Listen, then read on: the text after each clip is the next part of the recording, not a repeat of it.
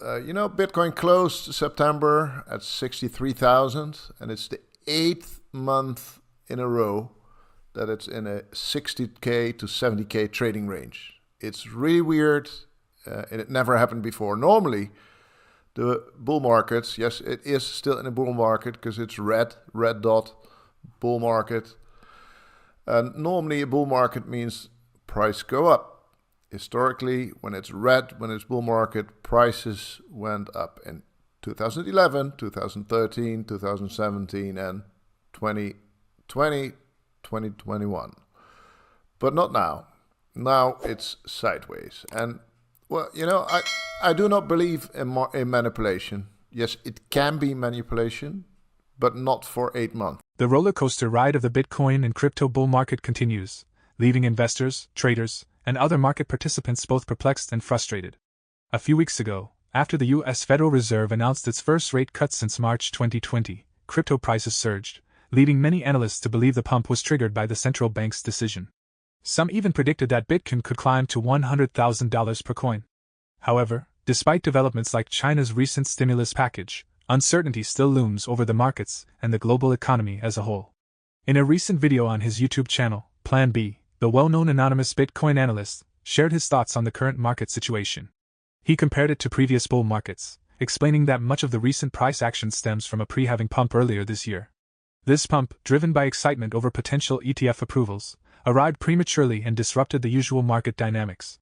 For the first time in 4 halving cycles, Bitcoin reached an all-time high before the halving event. According to PlanB, this early surge followed by a prolonged stagnation has made the market feel unusual. However, he is confident that this strange phase won't last long. The analyst, who has a background as an institutional investor, believes that upcoming tailwinds such as the U.S. election, additional rate cuts, and easing from central banks will be highly bullish for Bitcoin in the near future. Stop. You don't have time. Don't miss out this 2025 bull run. Educate yourself first ahead of the crowd. We have created the ultimate step-by-step crypto cheat guide that will guide you this bull run. Unlock the secrets of crypto and make smarter investments today. Now by clicking on the link below to get your exclusive copy just under $10. I tweeted about this earlier, and I said, maybe you remember it, Bitcoin is the next stable coin, is now a stable coin because of this 8-month flat period.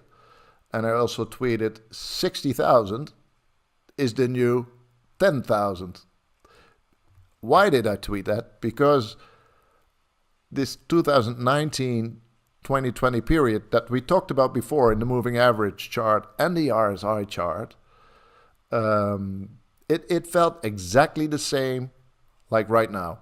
It felt like boring, flat line, there will never be a bull market again, stock to flow failed, Bitcoin is dead, whatever. Actually, if you go further back, we had that same boring periods in 2014 to 2016 at a much lower level, of course. It was about 400, 500 at the time. And even before that, in 2012, there was a period where Bitcoin, and also in the bear market, of course, but where that flat period was making people think like there would never be a bull market again.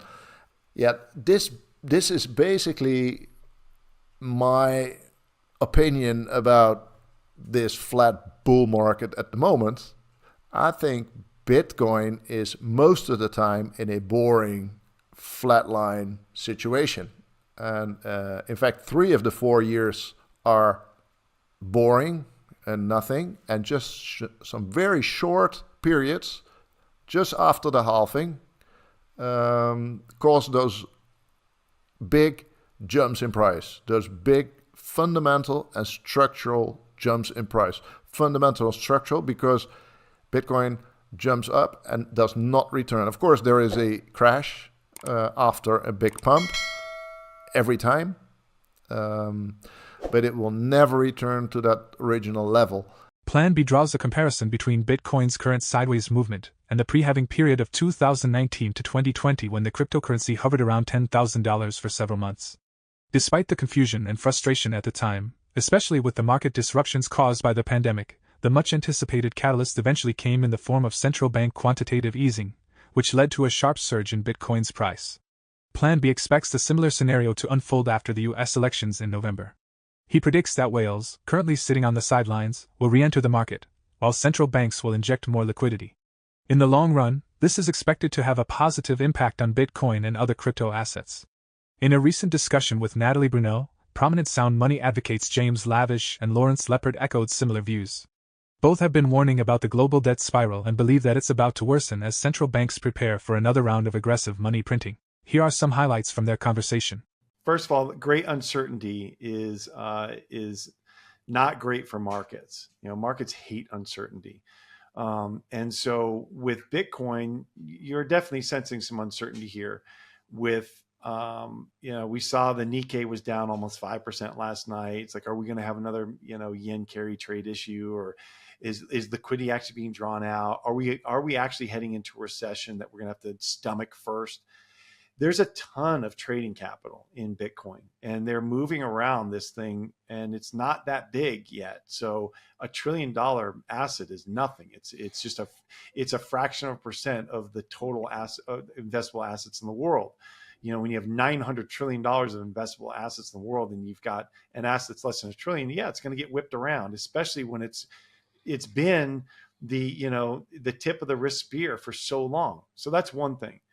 Sam did a great job with Lynn Alden on this and in studying this. And it was in Bloomberg actually this weekend. They quoted the study that Bitcoin is highly correlated to the long-term growth and liquidity. And so when you have money supply expanding over the long term, Bitcoin will follow that. It may not follow it week to week or even month to month.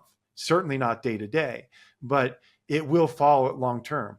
And so if you just pull back and you just eliminate all the noise and you hear nothing else from this conversation but this, just remember that as Larry said, central banks are trapped. Sovereigns are trapped. They have no choice. We have so much debt. We have so much leverage in the world that we have no choice but to build on that leverage, expand on that leverage, expand on the money supply in order to keep the charade going. And Bitcoin will ultimately benefit from that even more than gold. Natalie, I think it'd be helpful to give you some historical perspective. This reminds me very much of 2019 and 2020 when Bitcoin was kind of stuck in the 5s and 10K range, and gold was stuck at 1365. And gold broke out first, well before COVID happened or anything else. And then COVID happened, and then Bitcoin just came racing by. And so gold was up in that event. Gold was up, 50, 60, 70%. Bitcoin was up 300%. So to answer your question and to allay your concerns, the year is not over. And I'll say it here first. I think we'll see six figures this year, this calendar year. Yeah. And I think James would agree with us because he does a lot of good technical analysis. If you look at it, there's a bull flag forming with a downward slope. And what is it, James? 73?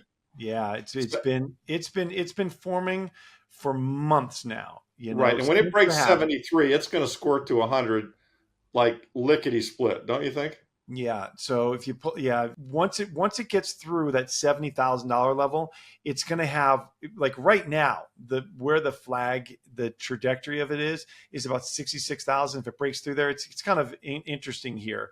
All right, can you all see this? Yeah. All right. So this has been a bull flag that's been forming for months here. Okay, this is the daily. So if you go to the weekly, it's easier to see. But this has been forming for this long. Here's the flagpole right here.